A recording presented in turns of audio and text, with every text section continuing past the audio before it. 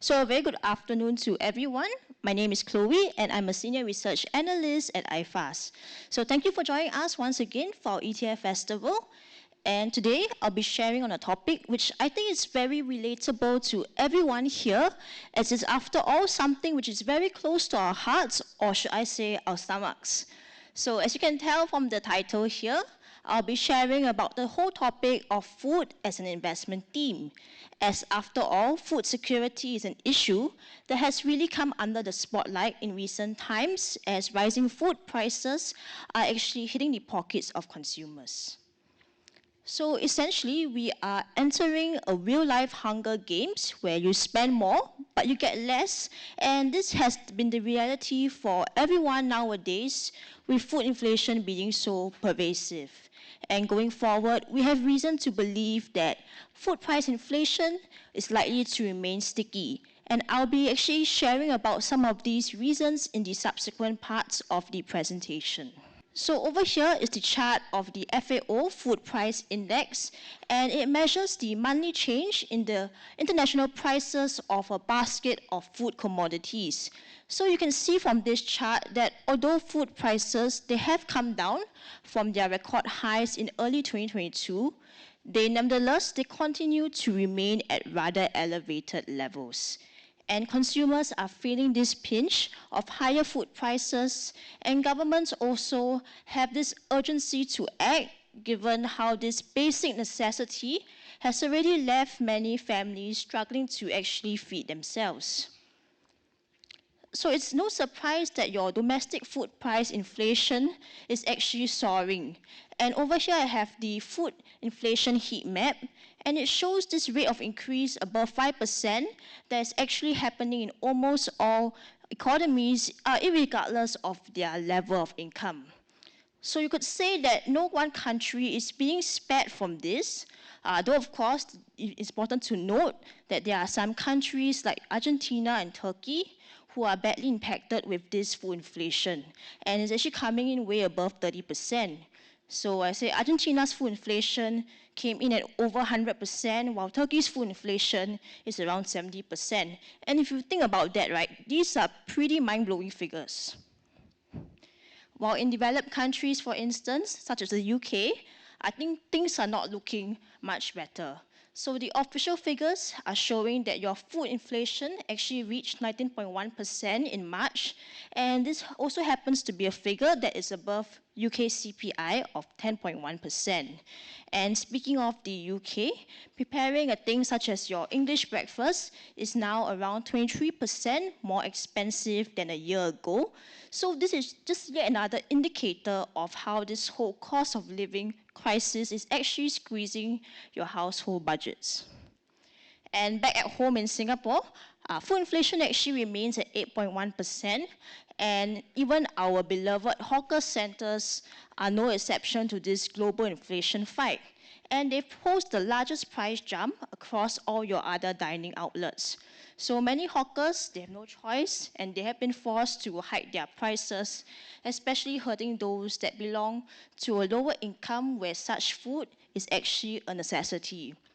And as rising food prices become more of a hot button issue, we're increasingly seeing more articles out there, such as the one below, where people try to find ways to actually cope or deal with these higher food prices. So now you know the secret is out. Please go to the west to enjoy cheaper prata and have kopi in the central. So another example of food inflation back at home is how grocery shopping is so painful, and especially to our wallets. So this is just the main culprits behind it is actually that of your humble chicken egg. So the prices of eggs, I think everyone knows here, they really shot up from 2021 to 2022. And the price chart here is just for 10 eggs. So if you are buying a carton of 30 eggs, which you typically see in the supermarket, you're essentially about multiplying this figure by 3 times. And so all the egg lovers out there, they are really feeling this pinch of your higher egg prices due to the higher chicken feed prices, as well as your logistic costs. And all of these are pushing up prices and onto that of consumers. So not to mention, your egg prices have also gone up due to that of your global bird flu outbreaks. And so much so that your supermarkets such as your Sheng Siong, your NTUC FairPrice, your Giant at one point had to subsidize your egg prices in order to help Singaporeans actually deal with this higher egg costs. So seeing that food price inflation is everywhere, so now let's look at some of the major reasons behind this. So starting from the supply side, I think everyone knows that one of the major reasons that come to mind on why we see such high food prices is that of the Russian-Ukraine war. And while the Russian-Ukraine war has gone on for more than a year now, I think concerns about food security, they still remain. And the issue is not just about your Ukrainian supply, and it's not just about the production, but also about the ability for Ukraine to export their food out. And when it comes to food security, this whole idea of the Black Sea Grain Initiative is something that has to actually be closely monitored. So this is an initiative that is brokered by the UN and was created to ensure a safe transportation of your grain and foodstuff out of Ukraine. And there's always been a lot of uncertainty with regards to this deal, with Russia now threatening to actually pull out of the deal on many multiple occasions. And this latest deal is actually due to expire on 18 May. And Russia, of course, has talks about threats of abandoning this deal beyond this period. And also, the grain yields from Ukrainian farms could actually fall and be down by about 50% compared to pre-war.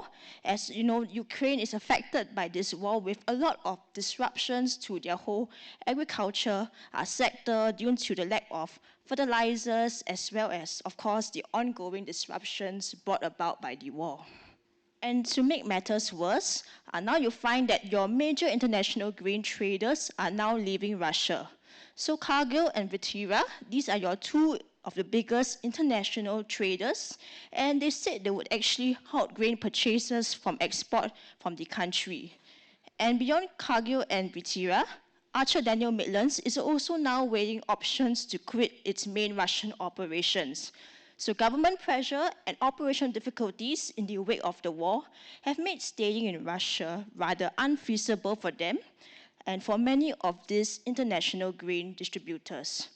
So the departure of your Cargill and your Viterra, for instance, what it means is that it leaves your Russian grain supplies largely in the hands of your domestic and government-funded companies.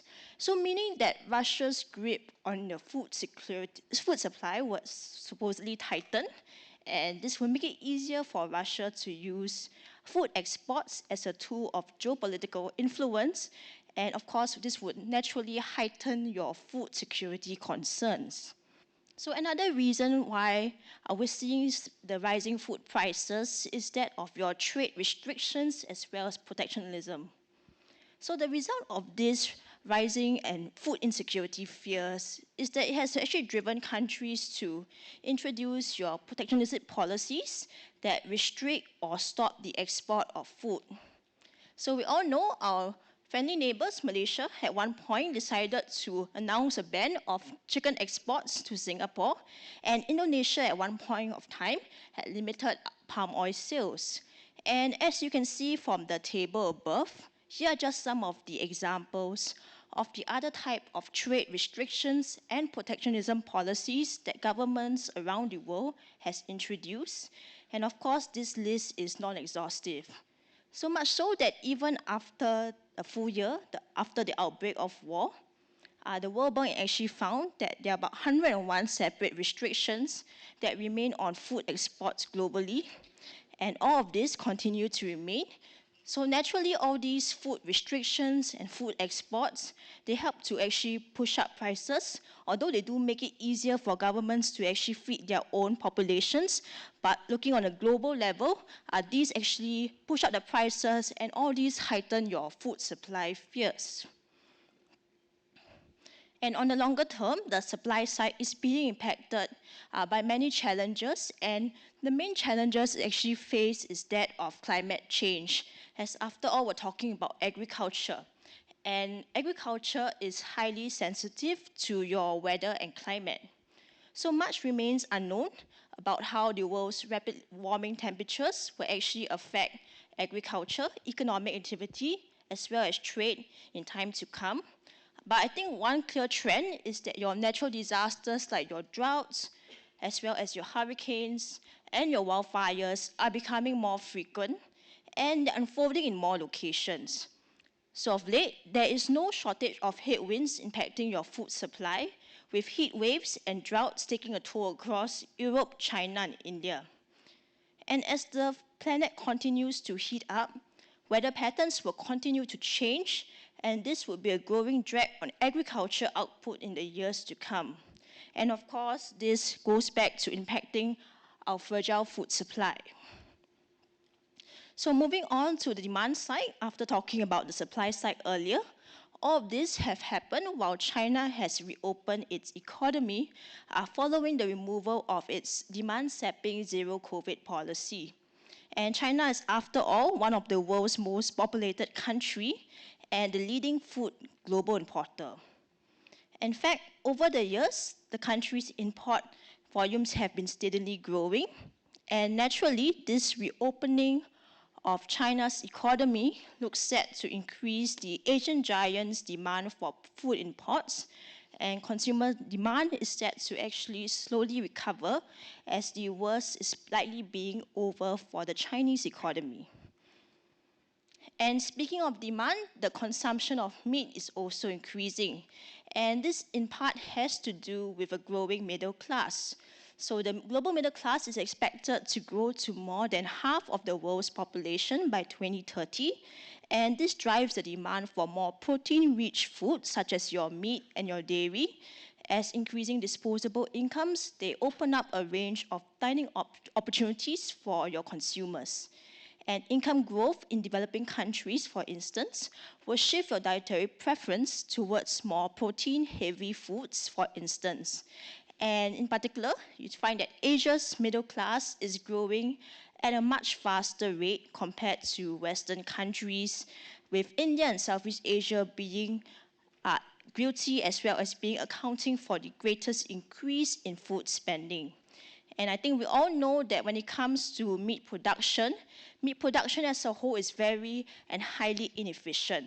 So I'll just give an example. It takes about 7 kilos of grain to actually produce 1 kilogram of meat. So it sums up how inefficient meat production actually is. And last but not least, on a longer term horizon, the demand for food is only set to grow. And of course, one of the most compelling trends underpinning the industry's growth is the rising global population. And this is expected to reach about 9.7 billion by 2050. And this makes there a pressing need to actually figure out how to increase our food supply. And just in Asia itself, it will take about 1.5 trillion in investment to keep up with Asia's growing demand for food over the start of the next decade. So there's definitely no question that food security is one of the biggest problems facing the world today. And so with this thought, we would naturally think that more attention should be paid to that of the agribusiness sector. And no doubt, increasingly, investors are more aware, and this sector as a whole is actually gaining more attention. So looking at the agribusiness industry would actually involve us looking at the industry's value chain.